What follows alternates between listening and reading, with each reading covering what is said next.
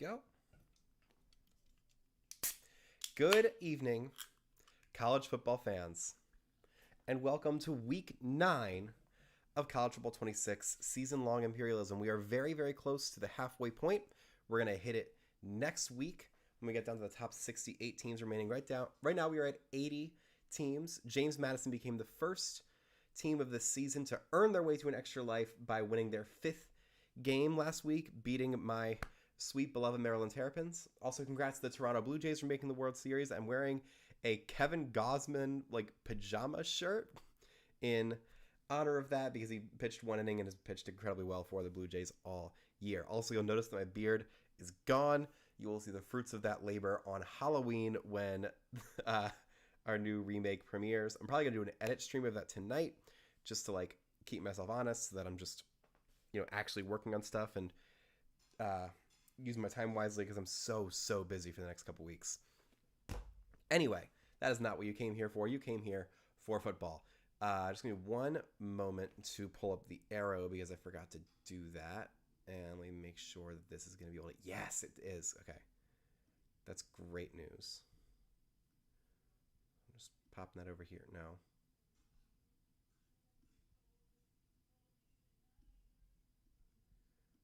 There we go. Okay, so that is ready for later. Now we go to the wheel. There are 80 teams left. We are getting down to 73 tonight. Standard 7-game episode. Let's shuffle and start right now.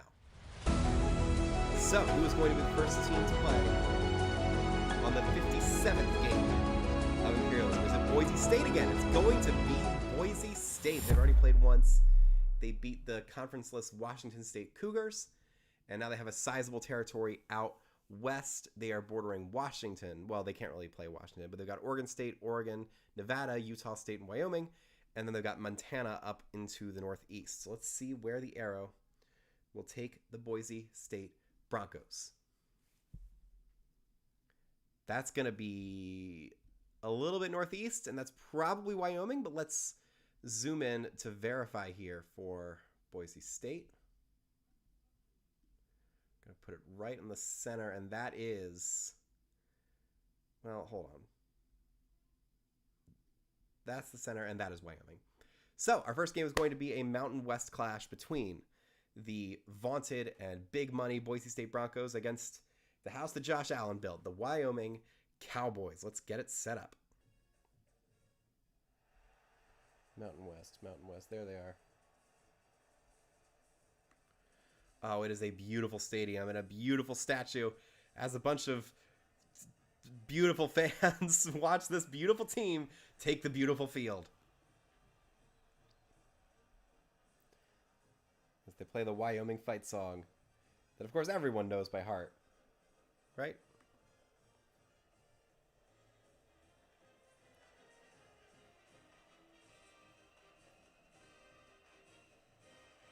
And here we go. Boise State has already won one game, looking to get their second victory. They came one win short last year of an extra life. They would love to rectify that mistake this season.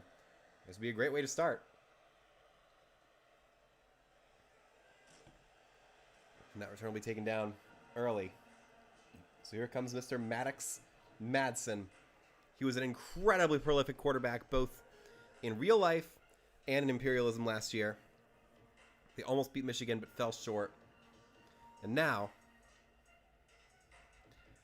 Maddox Madsen's going to hope to continue this Cinderella run of the Broncos one more time. The team is not as good without superstar Ashton Jeanty, but they're going to hope to get some fun results here out west.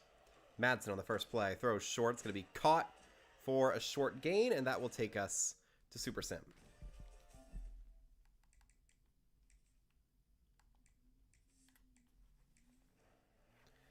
All right. Boise State starts 3-0. Wyoming answers back with a field goal, so we are still even. It's 10-3 now, 17-3. Must have been a turnover there. 24-3 at halftime. Can Wyoming do anything to respond? No. 27-3. This is starting to look like Georgia Tech versus Cumberland. 34-3. 41-3. Oh my God. 41-3 is your final. And just like that, the first game of the night is over. That was embarrassing. Boise State gets win number 2 on the year. Let's go to the map and memorialize it. They've got one of the biggest territories in the country now, too. There we go. Let's see. And Wyoming.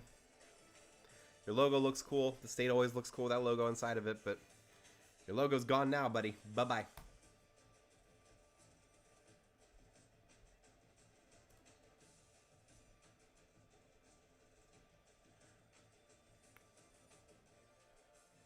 Oh, shoot.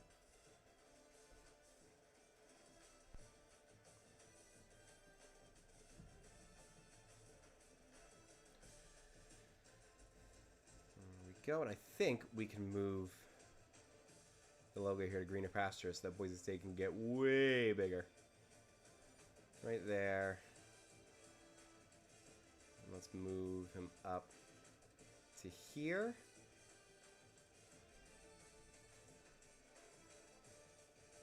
I think we'll center him within the state just to make him as huge as we can possibly make him. There is Boise State with a very weird looking territory that stretches up and out. Whole bunch of states that they can't technically battle right now because of where the logo has to be. So that is an advantageous spot for the Broncos. The next time the wheel lands on them, they're almost certain to add new territory. So let's eliminate Wyoming from shuffle and keep going. Who is going onto the wheel next? We're on the map. Arrow, pedal. You've got to be kidding me. It's Texas A&M again. Aggies getting set to play their third game of the season. They're one of the best teams in the nation right now, but they could have a very hard test right here depending on where the arrow lands. You've got North Texas, SMU, Sam Houston, and Rice over here, but then you have the Texas Longhorns and the Oklahoma Sooners. Will we get a high-class SEC battle here, or will it be a beatdown? The answer is straight south. That is Texas. It is time to reignite one of the best rivalries in college football. The Aggies and the Longhorns, this time taking place in Austin. Let's get it set up.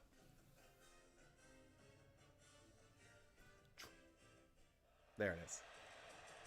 Oh my God, the drones. I don't know if we've seen them yet in this game as they form that famous logo that takes up so much space in Western Texas right now, looking to expand out further east and take down their biggest rivals. There's Arch Manning, the enigmatic quarterback. Is he a #1 draft pick? Is he a CFL standout? Who knows? We're going to find out a lot more about him today as the Texas Longhorns take on the Texas A&M Aggies.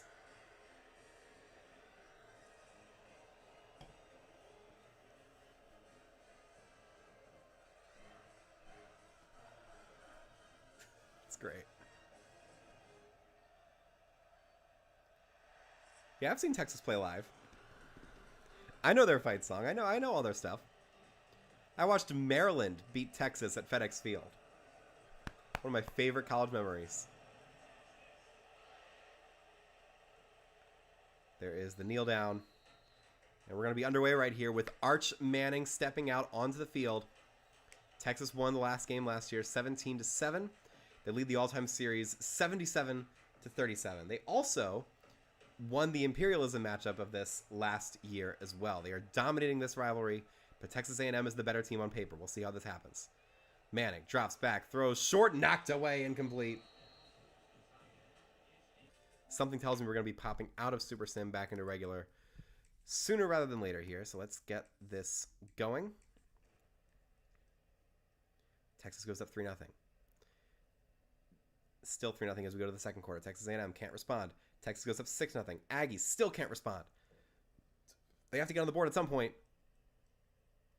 And stop.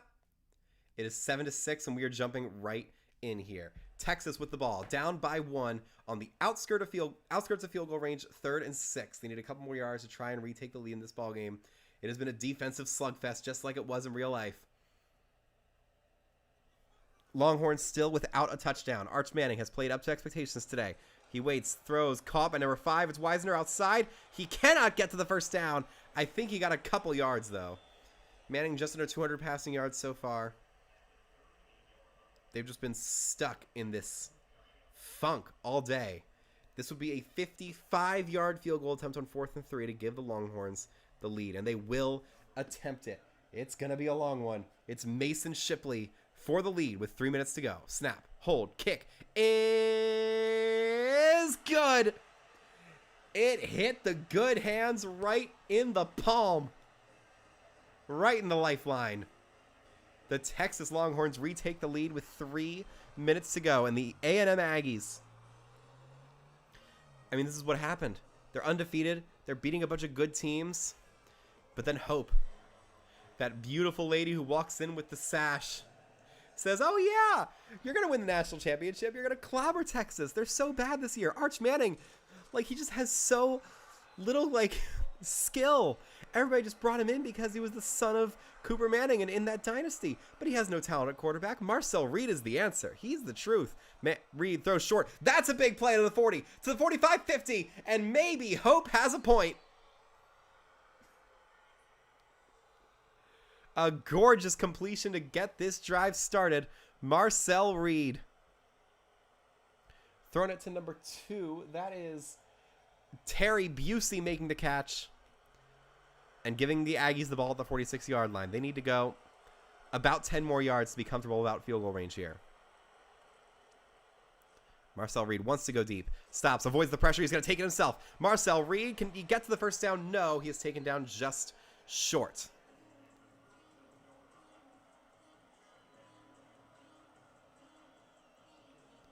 But it's a good run, setting up 2nd and 1 for the Aggies.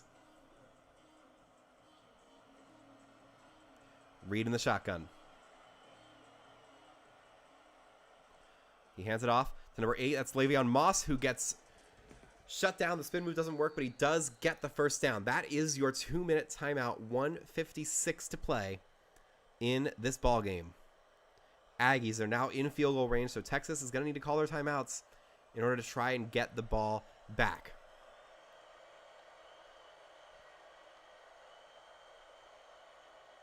Reed hands it off again. Moss tries to get outside, and number 9 is there to shut that play down.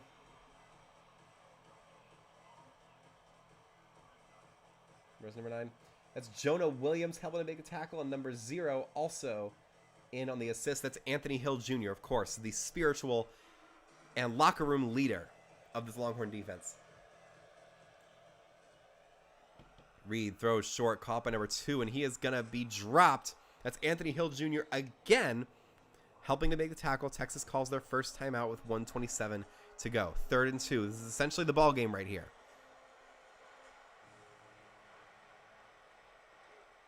Reed, gonna read option. He gets outside, and somebody's there to stop him. And guess who it is? I don't know who it is, but there is a timeout. We're not gonna see that tackle again, but it was a fantastic sprint up play with a safety or corner or whoever to shut down Marcel Reed. And here is number 47, Randy Bond, from 40 yards out to give the Aggies the lead once again. Snap, hold, kick is good. Randy Bond makes the kick.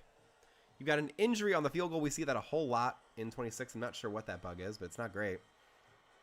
And here comes the kick, as Texas will get the ball back. 1 timeout and 79 seconds to work with. What will Arch Manning's Imperialism legacy be? Let's find out together. Manning will get things started from the 19-yard line with 4 wide receivers.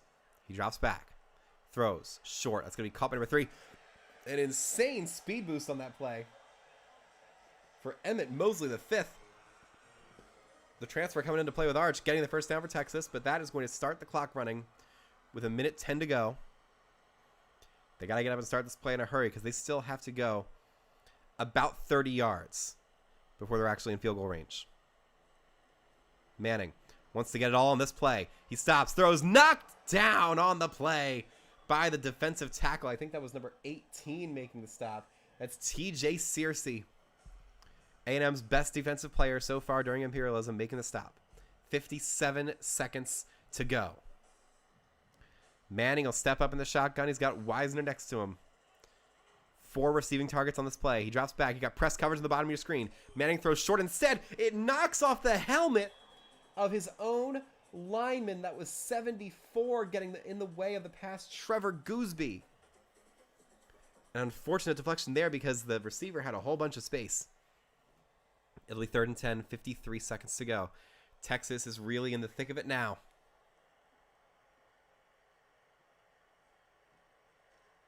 Manning throws deep. That is caught. It's Endries, the tight end. A junior stepping in to make a huge play with 45 seconds to go. The clock is going to continue running. Texas is not in field goal range yet, but that throw certainly helps. A&M needs to get some sort of pressure. They can't afford to go prevent here. They have to try and sack Arch Manning to really force him to use that timeout. Manning drops back, throws short, going to be caught. Another 4 yards, but they're still short. Emmett Mosley's 5th catch of the ballgame, but he was tackled short of the first down line, which means Texas would have to use a timeout to stop the clock here. They're going to start this play with about 14 seconds or less on the play clock. Things are looking dire here for Texas. They have to call a timeout right now. Manning, 10 seconds, throws deep, intercepted! And that is your ball game.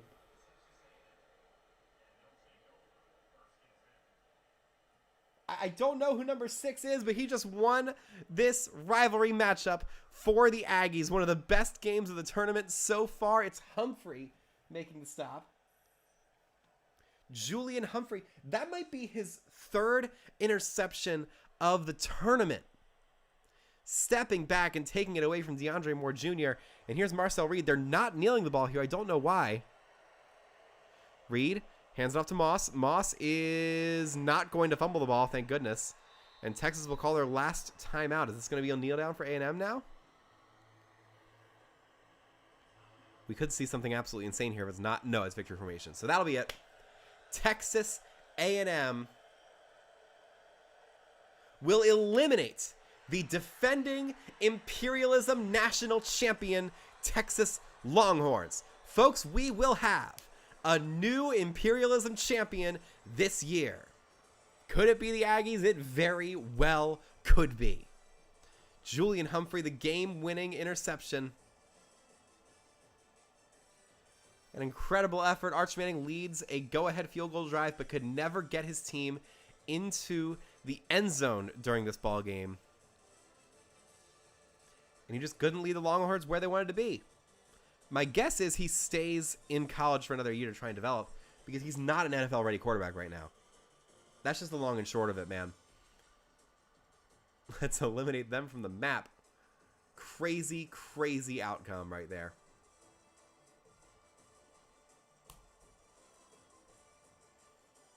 Yeah, avert your eyes because that is a bad color for Longhorn fans. Texas, you got 2 wins. You're the first team with 2 wins to be eliminated in this tournament. Get a better quarterback. I don't know what else to say. Bye-bye.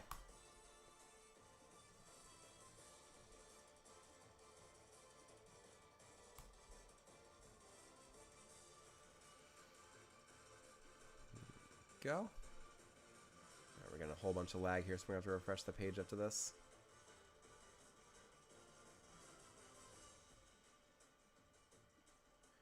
There we go. And we got to make the logo bigger here. What's the best direction we can go?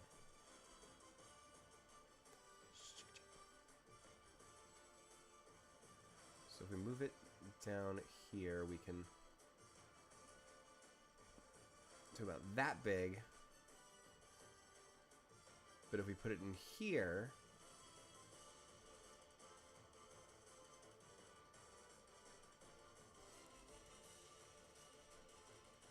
I mean, we have an obligation to go to the place where the logo is going to be biggest. That is like the hard and fast rule here. We'll see if we can fit the logo anywhere. Here we can't. So that is where A&M's logo will live, just the same place where Texas's logo was. And now they have a pretty big territory covering a huge swath of Texas. Let's go to the wheel. It's only at 2.4 gigabytes, but we might reset it anyway. I don't know. We have to eliminate, for the first time ever in season-long Imperialism, the Texas Longhorns will be eliminated from the wheel, and that happens right now. They are gone. Back to the wheel. Let's shuffle it as we are down to the top 78. Here we go. Who will face the Wrath of the Arrow third tonight? It was almost the Aggies again. Instead, it'll be the Sam Houston Bearcats. There's a tiny chance that A&M has to play 2 games in a row here because Sam Houston borders A&M.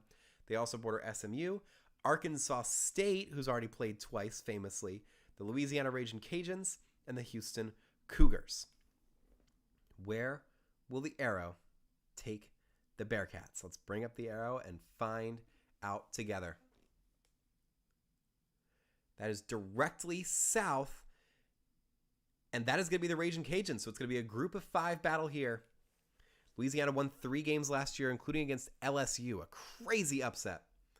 And now they've got one of the worst teams in the country that they have to play against. Let's get it set up. For a Sun Belt team, the Sun Belt has been the surprise conference of this tournament. No surprise. Right? No question about it.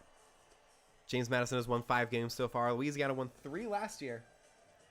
And they might have been the Sun Belt champion. I'm not sure about that. But here come the Ragin' Cajuns. Getting ready to take on a team from Texas.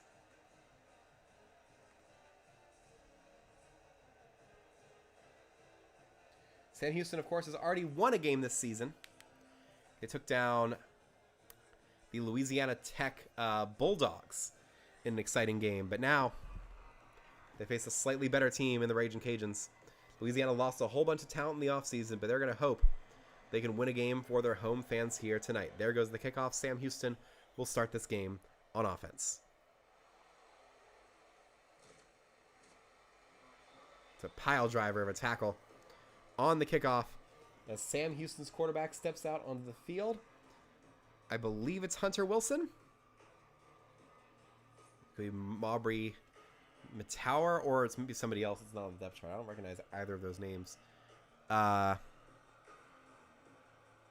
It's Hunter Wilson. So Wilson in the shotgun on 1st and 10. Drops back, throws short. It's going to be caught for a couple yards there, and that'll bring us to Super Sim. Oopsie. There we go.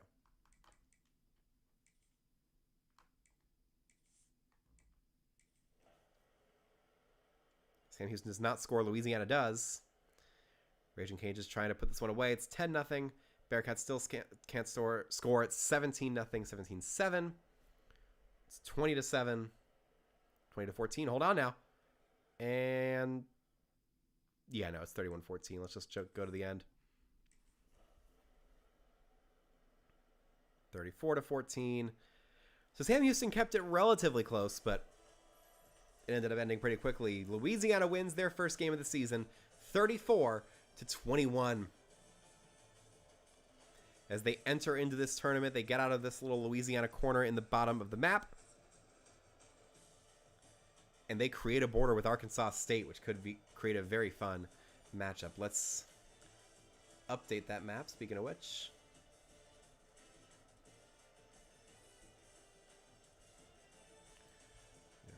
Go. And Sam Houston, we can barely see your logo now, just like we can barely see your impact in this tournament. You did beat Louisiana Tech, but call me when you beat a good team. Bye-bye.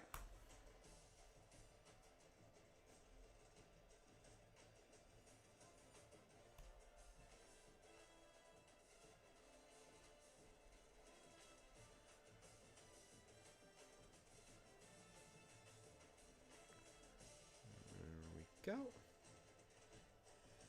I think we can move Louisiana's logo up here.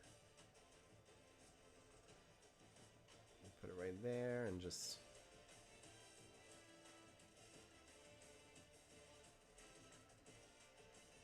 get it even bigger.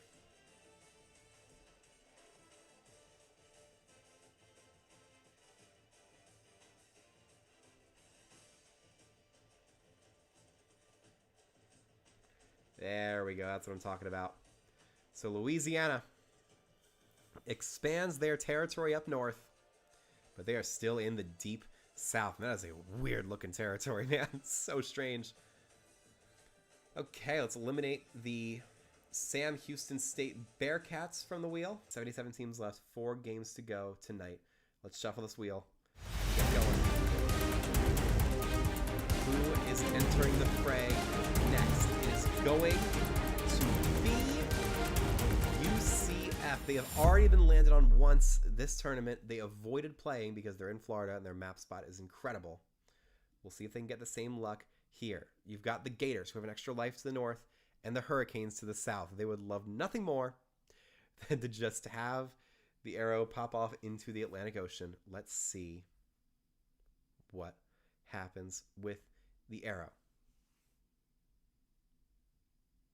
You've got to be kidding me. That's going to go straight into the Atlantic Ocean again. UCF will avoid playing for a second time. The largest school by population in the country will not play again. So we have to spin again.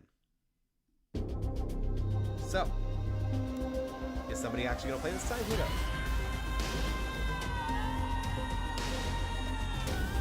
Is it West Virginia? It's going to be the Mountaineers. They have already played twice in this tournament, winning 2 classic games. And they don't have an ocean border.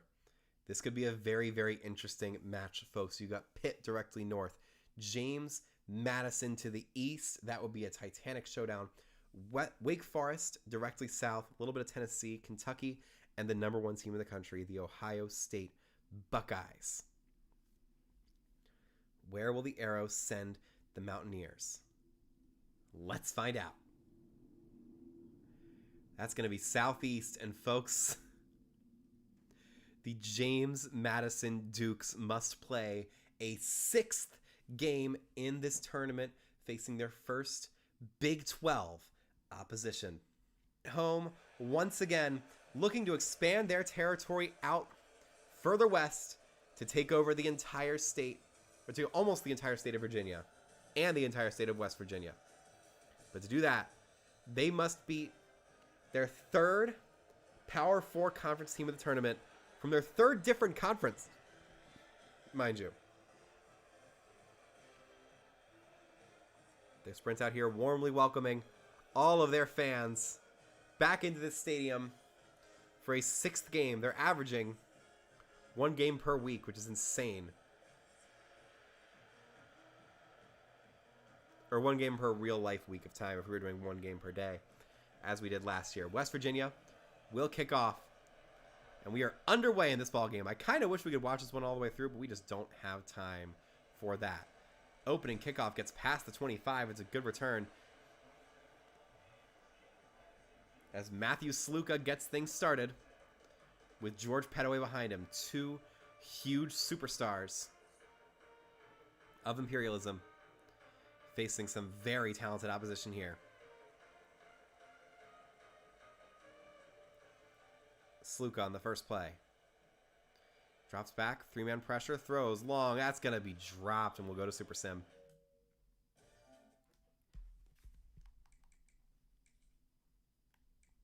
Oopsie.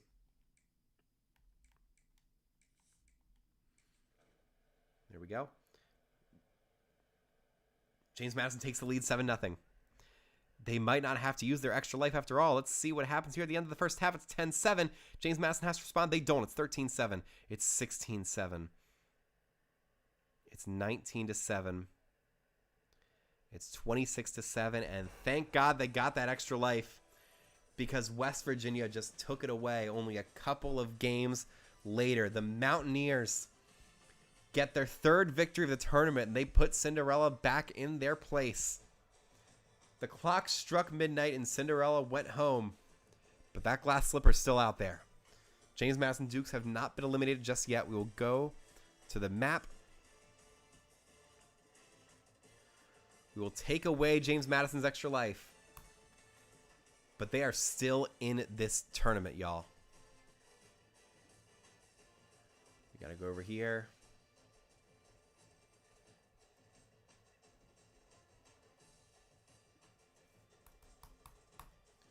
Take that away. So we still have 77. We have to do 4 more. Here we go. Extra long episode of Imperialism tonight. James Madison lost their life as soon as they got it. And now the wheel spins to Kansas, who has already played several times in this tournament. I think 3 so far. They beat Kansas State, they beat Colorado State, and I think that's it. I think they've only played twice. But now they must play again unless the wheel takes them up to South Dakota. They've got Iowa, Missouri, Missouri State, Oklahoma, Air Force, and Boise State as their options here. Where will the arrow take the Jayhawks? Oh my God. It's another huge showdown. It's Kansas against Oklahoma. Winner gets the biggest territory on the map, bar none. Oh boy, another massive game. Let's get it set up. The Red River rivalry against Texas. But now the Sooners have a chance to gain a truly huge territory, taking up the entire American plains, taking on a former Big 12 rival in the Kansas Jayhawks. It's Jalen Daniels against John Mateer. It's Jaden Ott against a very good running back tandem that Kansas has. I forget their names. It's Daniel Hishaw and LaShawn Williams.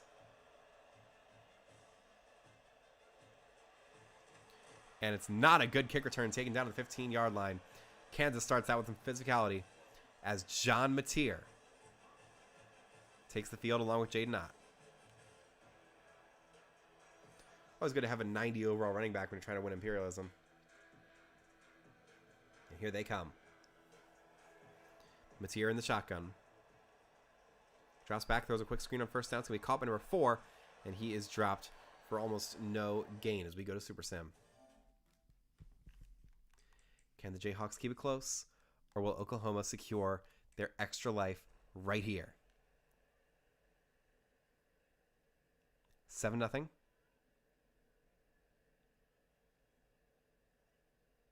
Still 7-0. Kansas trying to respond. They don't. It's 7-7. We got a close one on our hands. 2:54 to go. Oklahoma has the ball right at midfield, looking for a go-ahead field goal here. Kansas trying to shut them down. Another defensive slugfest, just like the Lone Star Showdown.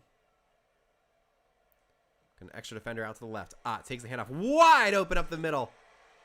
And that is going to be an Oklahoma first down for Javonte Barnes. He's been the change of pace back. And he gives Oklahoma a huge gain into field goal range. Kansas needs to be careful with their timeouts now, because we're getting close to the end very, very quickly. Mateer drops back, throws short, caught by 81. Not for much, though.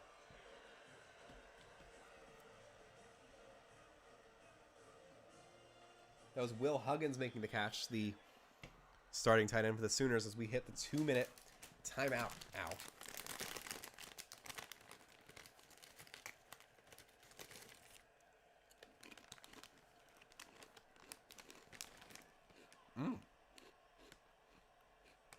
Those are good. Mateer drops back, waits, throws, short, caught by number 4. He's going to be taken down, but it's another Oklahoma first down. That's Deion Burks, their leading wide receiver, making another big play of the Sooners as they get up to the 16-yard line. They don't want just a field goal here. They want to walk right into the end zone and take over.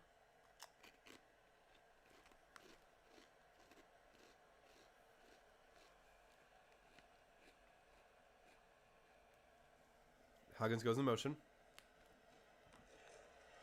Hands it off, and that is going to be a takedown in the backfield on Barnes. Setting up 2nd and 9. Kansas still not using their timeouts. But folks, they really should.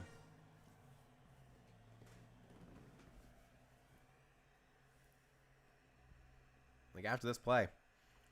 Oklahoma's still not chewing the clock yet. I don't really understand that either. Mateer. Hands off to Barnes. No, it's a read option. Mateer with a lot of space. The 10, the 5. Touchdown Sooners.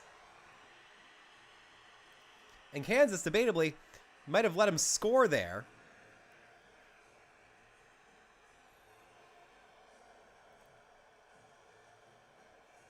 Because now they get the ball back with all 3 timeouts and a chance to answer. But do they know how to use their timeouts? That's the big question. Because they let a lot of time come off the clock that shouldn't have come off. There's the extra point. It's up, and it is good.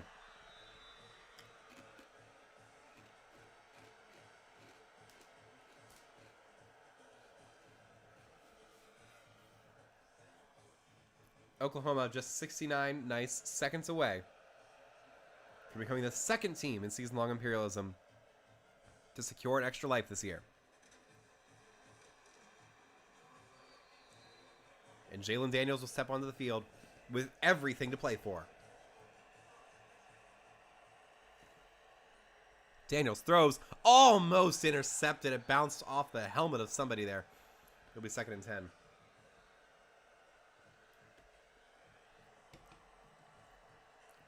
Daniels has not exactly lit up the scoreboard today. Neither team has, but if he wants to continue his college legacy, he needs to drive his team 83 yards in the next 62 seconds. Daniels hands it off to Hishaw, and Hishaw gets a little bit of space and gets out of bounds, crucially, which will stop the clock with 57 seconds to go. I don't know what they saw to make that make sense.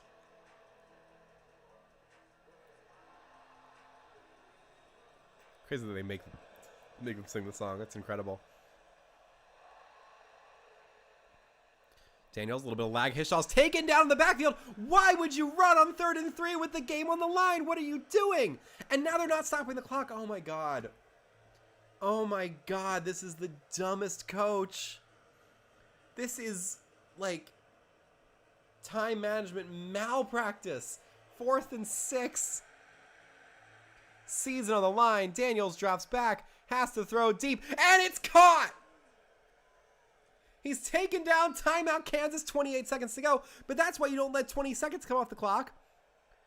Because now you only have 28 seconds to go. You still have 2 timeouts. But oh my God, what a throw by Daniels. We're not done here yet. Got some lag.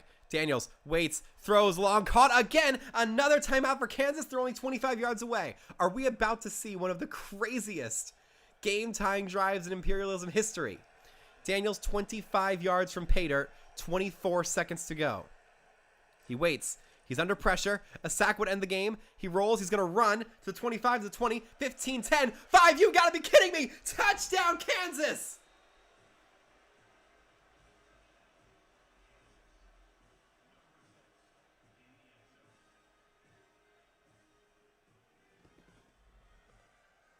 Unreal.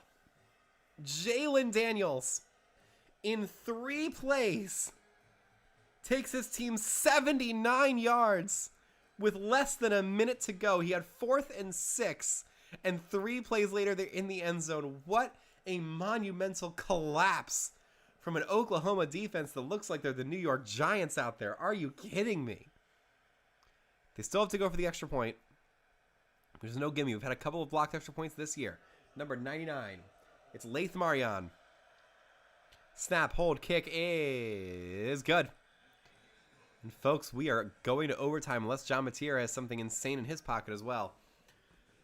I can't believe that, man.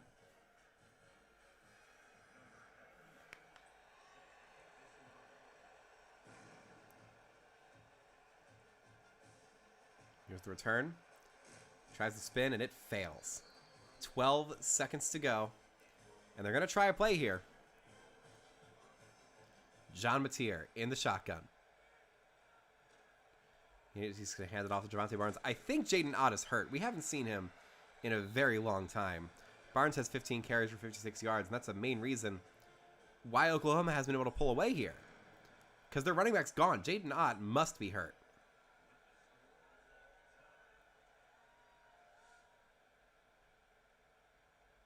I don't really know why the Oklahoma fans were excited there. They were like, yeah, our team just gave up 79 yards in 3 plays. I am sad.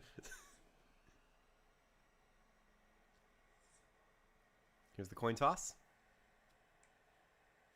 Oklahoma wins the toss, so they will start on defense.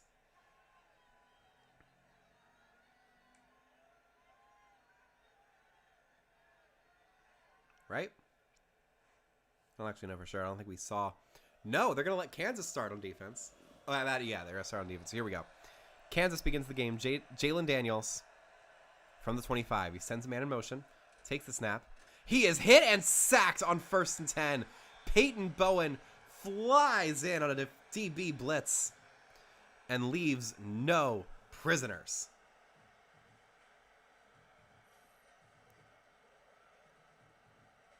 Wow. So once again, Jalen Daniels finds himself in a pickle. Can he respond this time?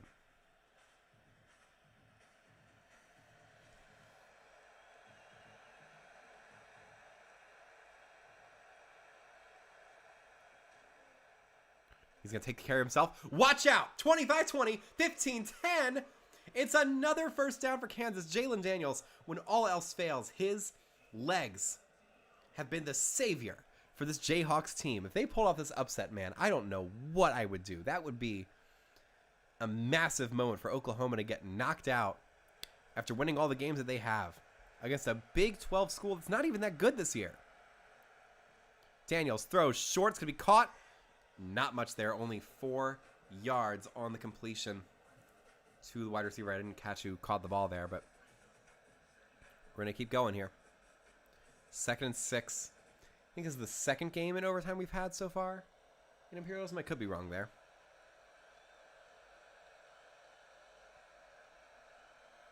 Daniel sends man in motion.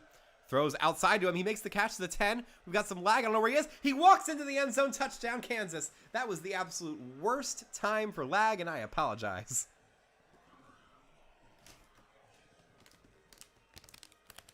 He's got the outside edge. Nobody went with the motion guy, and Daniel Hishaw walks into the end zone. Fantastic double block by number 2. I don't know who number 2 is. But he made a great play there.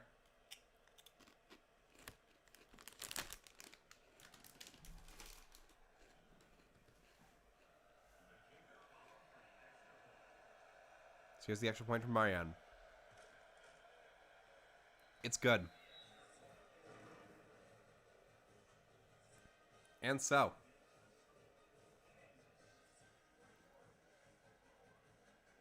Oklahoma gets the ball. John Mateer is suddenly behind the 8 ball. If he can't lead his team to a game-tying touchdown, then Oklahoma, this magical Imperialism season is over. Mateer throws in 1st and 10, and it is caught for a gain of 7. Huge hit by DJ Graham II on that Oklahoma receiver. I'm not sure who that was.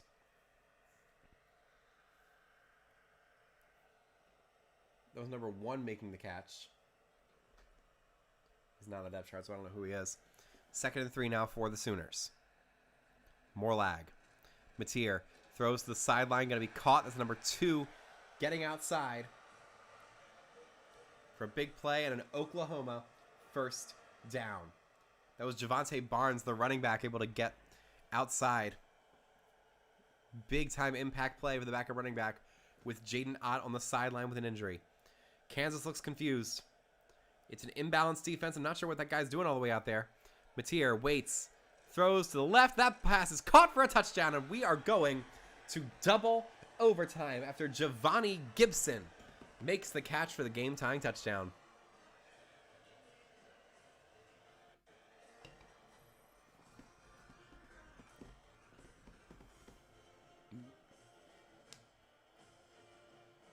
Good throw, good catch. 26 tried to play a longer play there. It was Jalen Todd who got beat.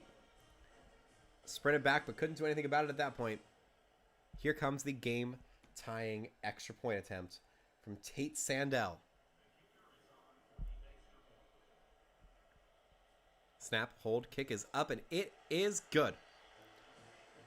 So for just the 3rd time in season-long Imperialism history, we are going to double overtime.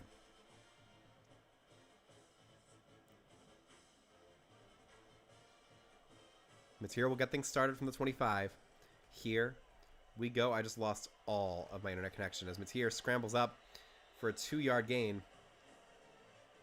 Not sure what's going on with the internet right now. It is wildly fluctuating from a huge speed down to almost nothing.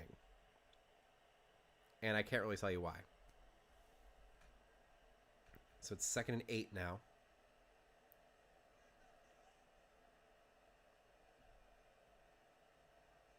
Matier sends a man in motion, drops back, under pressure, throws to the end zone. It's going to be caught by Giovanni Gibson, who takes the Sooners up to the 8. The offense has found their groove and is looking for 8 more yards to punch into the end zone and give Oklahoma the lead back.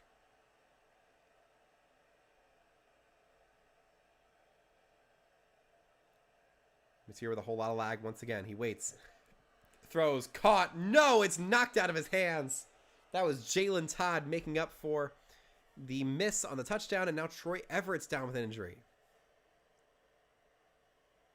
So here comes Oklahoma again on 2nd and goal with a backup offensive lineman in the game. Matier, whole lot of pressure, and that is going to be a big-time takedown by number 10 for Kansas. That's Jason Gilliam making the tackle. It'll be 3rd and goal from the 7. And I just lost all internet connection again. God, just so much lag. Matier stops, has to scramble, throws at the last second. It's caught for a touchdown. I'm surprised he didn't cross the line of scrimmage there. But it's Will Huggins making the catch to give Oklahoma the lead once again. And now it all comes down to this 2-point conversion. That is the way the other 2 double overtime games ended. The team that scored first missed their conversion, and the team that scored second was able to convert to win the ball game. So Kansas can come up with the biggest defensive play in school history right here if they're able to make the stop. Matier lines him up. It's a 4 wide receiver set with Barnes right next to him. More lag. Matier waits, throws wide open, and they convert. Isaiah Satenya III makes the catch and walks into the end zone, and now Kansas is behind the 8 ball once again. Daniels starts things at the 25.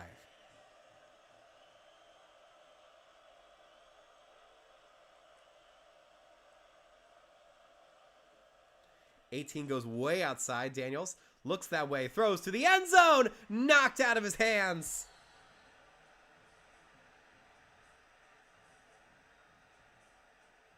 Number 23 for Oklahoma is able to fly back and make the stop because 18 had it. That was a catch, and a catch no longer after that big time hit. 2nd and 10. Daniels might have to scramble again. He's looking to do that. So the 25 to the 20. Can he get to the first down? Yes, he can. To the 10-yard line. An incredible run up to the 7 for Kansas. And it'll be 1st and goal. Oklahoma's season comes down to a goal line stand. If they fail here, we will go to a battle of 2-point conversions to decide this game and the largest territory on the map. It can't get more high stakes than this, and I just lost all connection once again. Daniels stops, throws, end zone, knocked out of his hands again. Number 23 making another stop. I don't know who that is.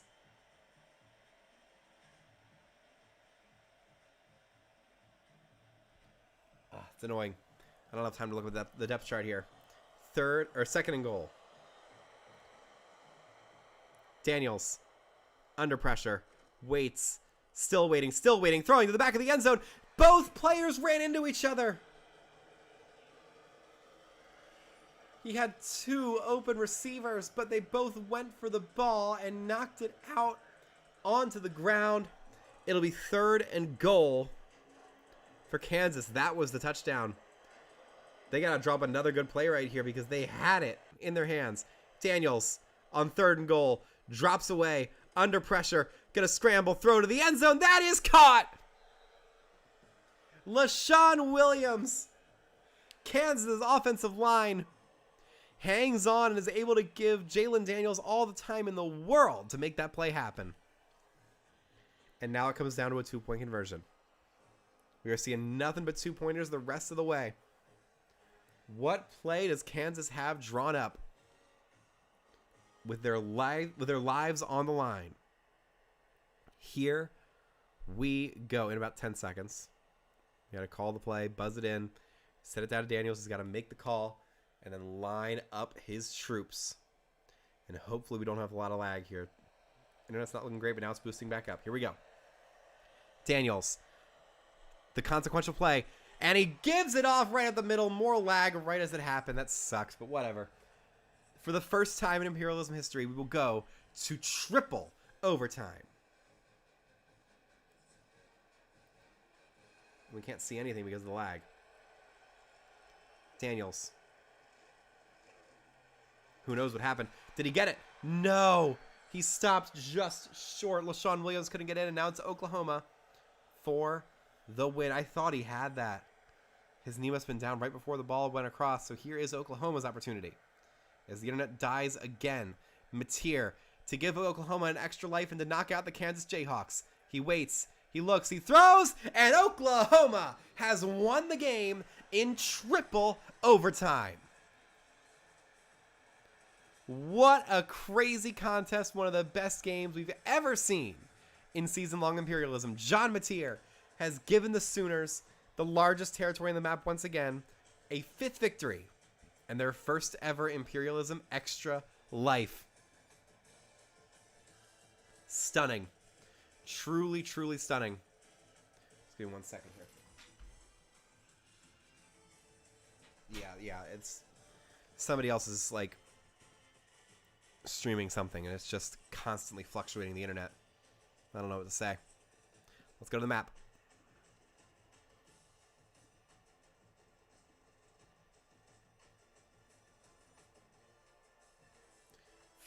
Okay, hold on. We gotta reset this.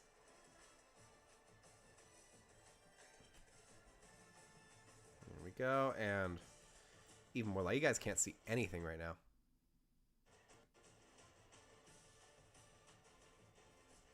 One second.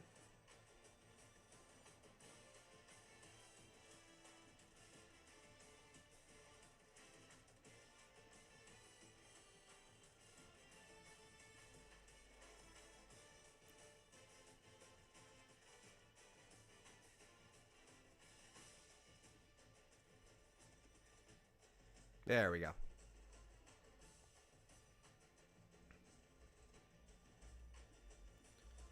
Okay, back into the map. Here we go.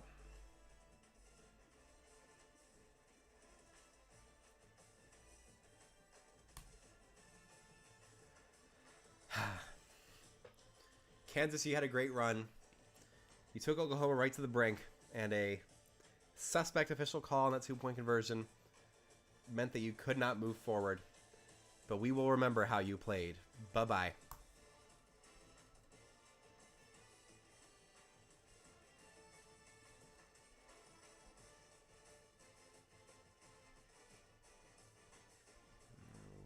There we go. Now, watch this.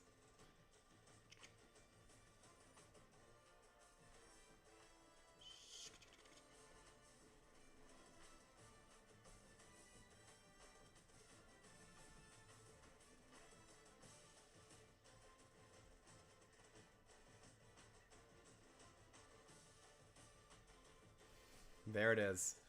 Oklahoma is in full control of the map. And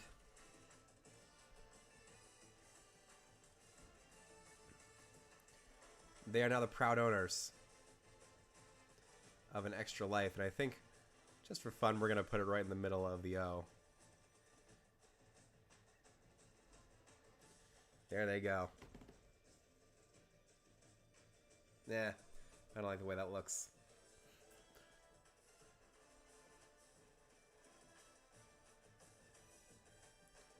So we're just going to put it right here. Just that people really know that the Sooners have an extra life. There we go. have to eliminate the Kansas Jayhawks from the wheel. You hate to see it. We're going to start to see the big stories of the tournament start to disappear from the map here. We'll keep this going. Who is next to battle? Is it Michigan State? Are we finally going to the state of Michigan? We are. Sparty will lead things off in this Rust Belt state. They could play any one of their in-state opponents. You've got Central Michigan, Eastern Michigan, Michigan, and Western Michigan. There's no Northern Michigan because that's just Canada. Let's find out where the arrow will send the Spartans. That's going to be due north, and it's going to be Michigan State against Central Michigan. Let's get it set up. So here we go. Another in-state rivalry. I'm not going to pull up the rosters because I don't think I'm going to need them. I think Michigan State is just going to clobber the Chippewas here. Central Michigan did win a game in last year's Imperialism. They beat Eastern Michigan and then lost to Buffalo in a game that never should have happened based on my misinterpretation of the rules. But the Chippewas get to play at home this time against another green team, the Michigan State Spartans of the Big Ten. They're not very good this year, but they'll have to hope that they're better than a team from the MAC. They really look like the Washington Commanders with their old uniforms. I mean, my God, it's the resemblance is uncanny.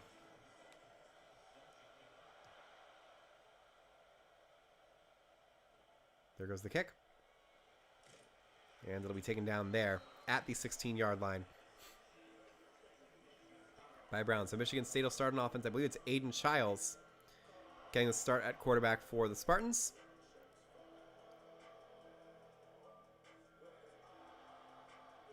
How you do anything is how you do everything. Today matters. That's a fun little philosophy.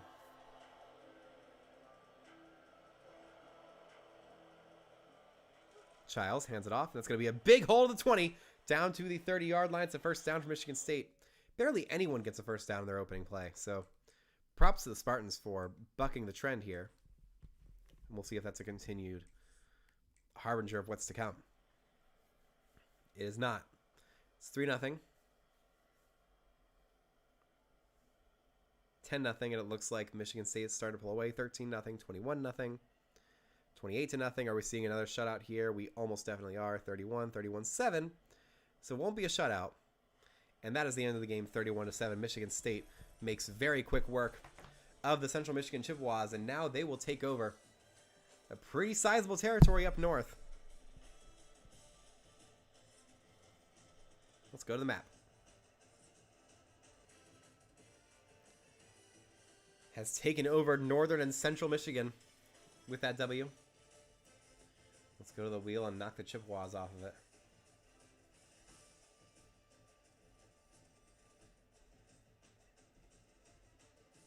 There we go. So let's shuffle and find out who is going next. Do we have to reset this? We don't, not yet. Who's going next in the top 75? Big momentous occasion here. Is it Miami of Ohio again? It is. We are staying with the MAC. Let's zoom out real quick. This is a look at the map for the top 75 of College Bowl 26 season-long Imperialism. It's Oklahoma, and then it's everybody else. Let's jump into the MAC here. As Miami of Ohio has already played once, but they now have a massive border with the #1 team in the country, the Ohio State Buckeyes. Is that where they're going? The answer to that question is no. It's going to be south, and that'll be Kentucky. So an interesting draw for the Miami, Ohio Redhawks. They miss the worst possibility there.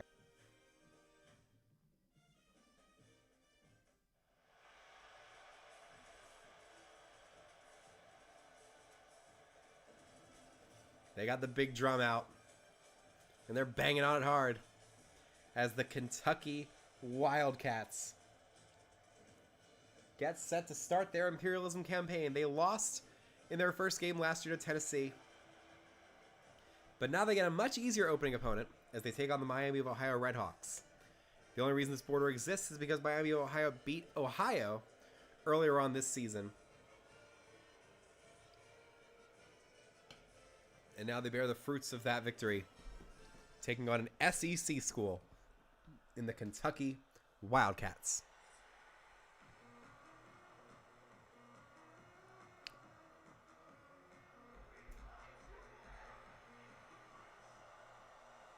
There goes the opening kickoff. Miami of Ohio will start on offense. It's a fairly decent return to the 17, but still not great. And here is Daquan Finn, the starting quarterback for the Redhawks. We'll see if he can make some magic happen against one of the worst teams in the SEC.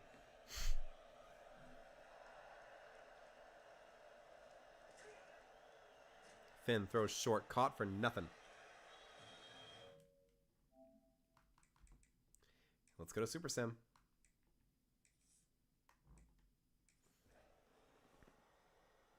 Three 0 Kentucky. 7-3. Hold on. It's 14-3. Miami of Ohio. Kentucky has to respond. They won't. It's 21-3. Hold on 1 second, folks. It's 21-6. Can Kentucky get back into it? It's 21-13. We're gonna have to keep this close. And stop. Let's just go a couple plays at a time here.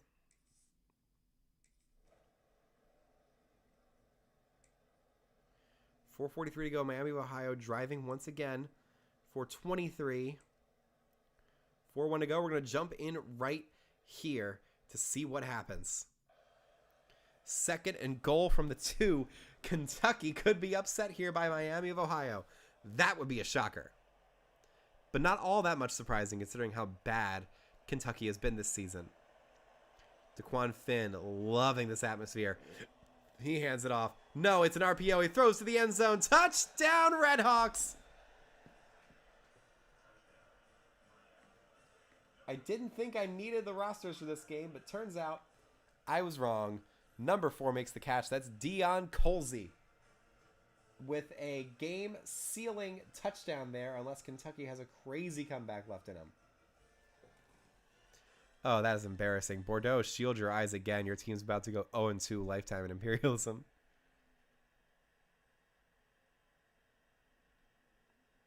Yikes. Just yikes. I don't know what else to say. Snap, hold, kick is good. It is 28-13 Redhawks here. And this would make them a pretty convincing Cinderella. They would share a border with West Virginia, who just took an extra life away from the other Cinderella in this tournament. Or another Cinderella, because Arkansas State is also there. And the return only gets to the 16-yard line. So here comes... I think it's Bo Allen in a quarterback. Could be wrong on that. He's going to hand it off to number 3. Big hole, 25-30. 35, he jukes outside, stays on his feet, and falls down the 36-yard line. Seth McGowan, only his 3rd carry of the game. He has 30 rushing yards for Kentucky. And now they have a tiny little bit of hope.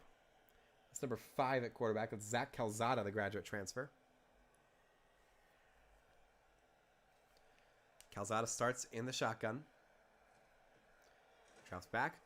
Under pressure. Throws short. Caught. And that is going to be somebody making the catch.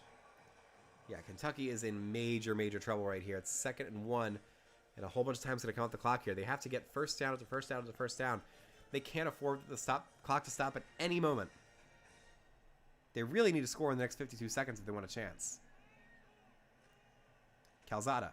All-out blitz. Throws deep. That's going to be caught. 40, 35, 30. Look what I said. Number 4 going all the way to the end zone. J.J. Hester. Touchdown, Kentucky.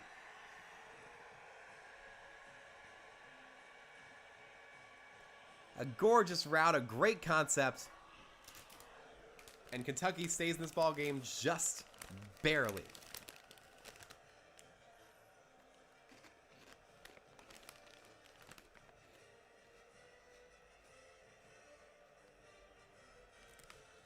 We're probably going to go over 2 hours for this stream, which is nuts.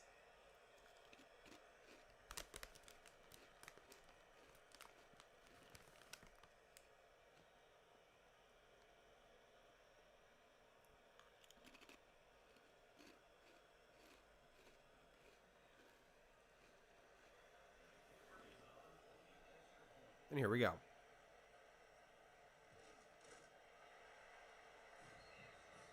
Kick is good. Kentucky finds themselves down by 8 with 2:40 to go.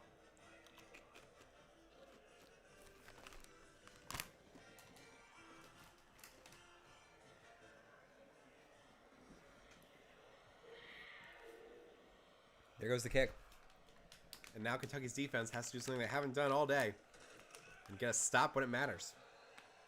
Hey, the Capitals won. That's great.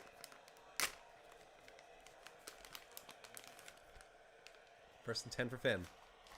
Ah, shoot. Daquan Finn hands off number 0. He tries to spin and gets stuffed on the play. And there's Kentucky's first timeout. They're trying to get a 3-and-out and get the ball right back here.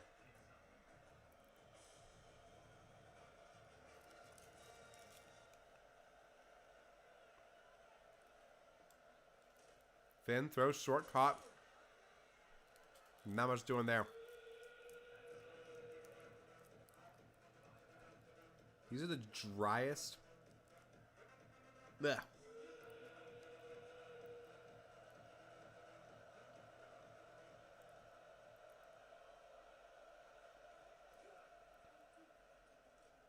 Not great Peter breakups, if I'm being honest. Beautiful pass. It's caught by number 4 for Miami of Ohio. First down. Dion Colsey once again. And now Kentucky's in trouble. They used all of their timeouts. And now if they get the ball back, they'll have about 25 seconds to work with. Finn hands it off. Number 6 has a little bit of space and he's taken down. And this will take us to the 2-minute warning.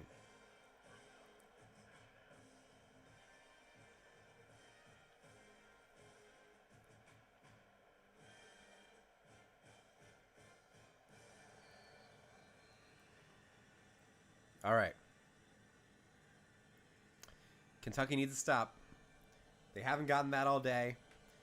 They're behind the 8 ball in the worst way. Here we go.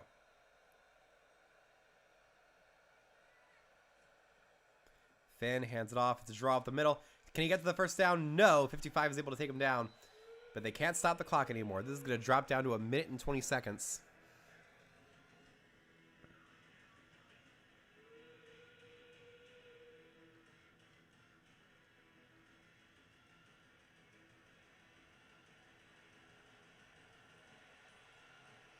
Here it is. Game on the line. Can Miami of Ohio pick up 3 more yards to pull off the upset? Finn waits, throws, dropped on the play, and that stops the clock. Why not just run the ball, man? Oh, boy. Oh, boy. They're not about to choke this thing, are they? They're going to have to punt away on 4th and 3, and Kentucky will get one more chance. There goes the kick. We've seen crazier things this episode. Punt return is negligible. So here's Zach Calzada.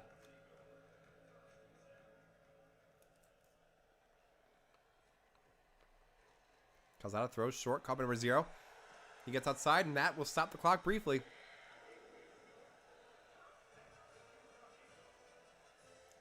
That was Troy Stellato with the catch. And now with 57 seconds to go. Kentucky down by 8. They need to go 62 yards in the next 50 seconds with no timeouts. Calzada under pressure. Waiting. Retreating. Still running away. He has to throw it away. He doesn't. He's sacked by number 22. And that might be your ball game, folks.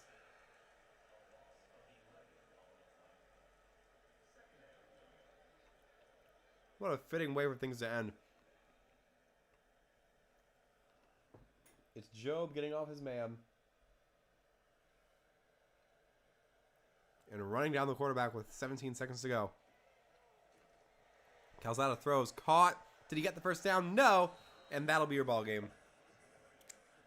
Number 9 freezes in place. The rest of the team freezes in place because of these stupid no-huddle rules. And that is your ball game.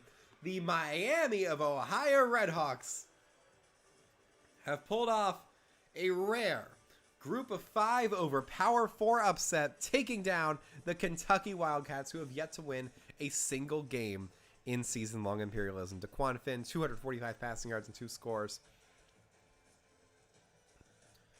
to lead the Redhawks to a fantastic upset.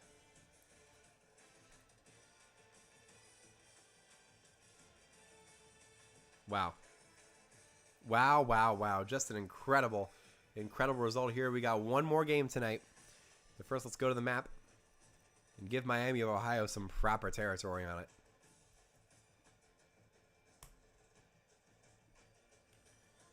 There we go. I'm sure you weren't expecting that, Kentucky. But then again, just the fact that you were expecting anything at all is a mistake. Bye-bye.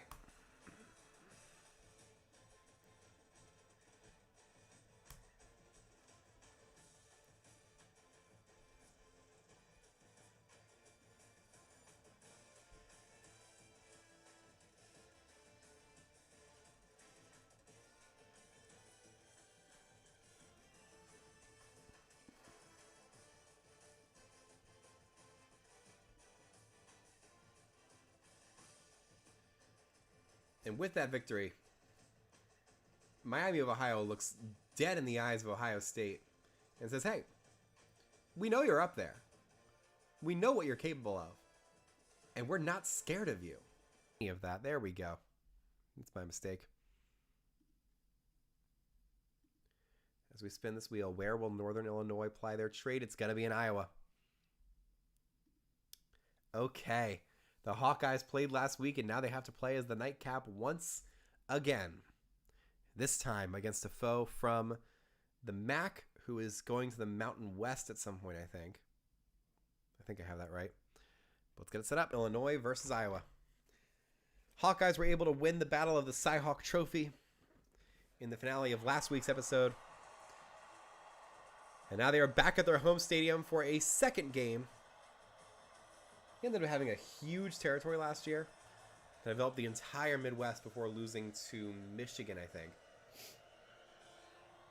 Oh, no, they lost to Boise State, who then lost to Michigan. So here come the Hawkeyes, one of the most tradition-filled programs in the country. Got the FFA sticker on their helmet. They've got a strong defense, and they're one of the best tight end incubators in college football history. You name a good tight end in the NFL, they probably went to Iowa. And we are going to get started here. Northern Illinois will kick off. Iowa will get this game started.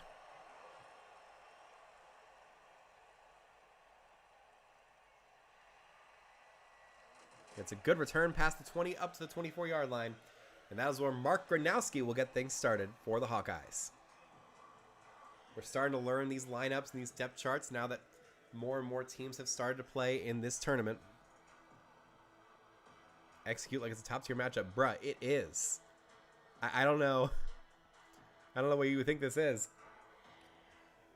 And just like the last game, we're going to go one play at a time until we get to the end of the first quarter so we can do the Children's Hospital wave. Gronowski on 1st and 10. Throws short. It's going to be caught outside to Weegan, their do-it-all wide receiver.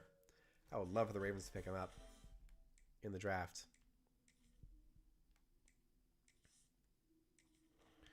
I'm just going to go slowly here. Iowa marches down the field for the touchdown. Northern Illinois cannot answer. And we're going to hop in here so we can do the hospital wave. And turn up the volume all the way so you can hear it. This will be the last play of the quarter here, almost definitely. Gronowski under center. Takes the snap, hands it off. That's going to be Moulton outside. Can Moulton get by the last defender? No, he can't. Or it's Jason Patterson with the play. And here we go.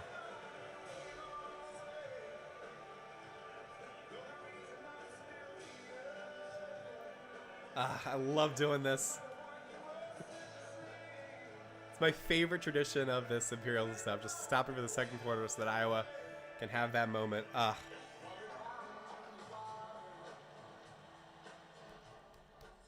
It's just great. I absolutely love that they put that in the game, you know?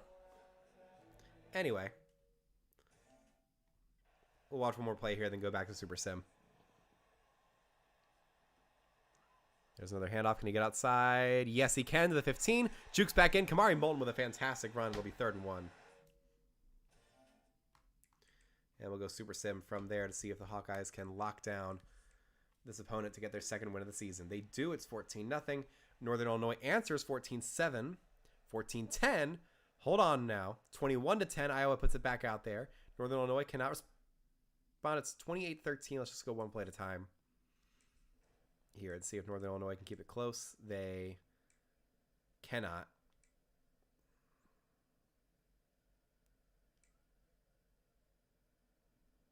Yeah, and Iowa's got it back, and we can just...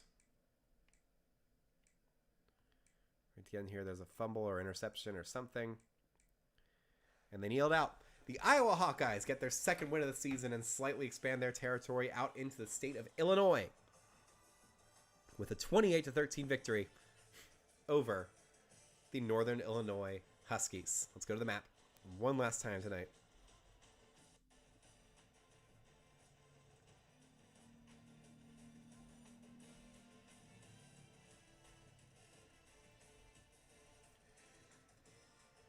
There we go.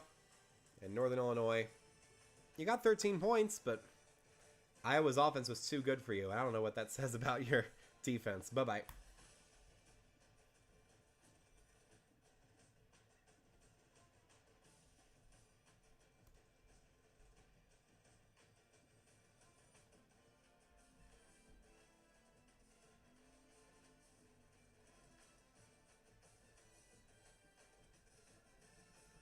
There we go. In Iowa, I guess they can expand? Yeah. Yeah, they can expand out there. Let's go to the wheel and knock Northern Illinois off of it.